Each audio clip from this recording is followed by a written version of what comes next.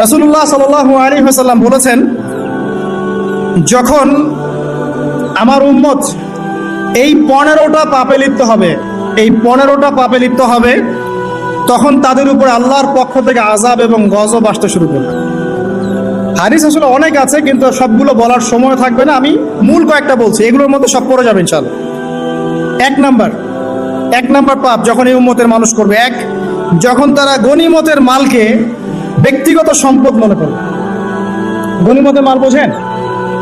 রাষ্ট্রীয় সম্পদ, public property, এটাকে যখন মানুষ ব্যক্তিগত সম্পদ মনে করে ব্যবহার করা শুরু করবে। এটা কি মিল পাওয়া যায়? আচ্ছা। 2 নাম্বার, যখন কারো কাছে আমানত রাখা হবে, আমানত, এবং সে এটাকে ব্যক্তিগত সম্পদ মনে করবে। বুঝতে পারছেন?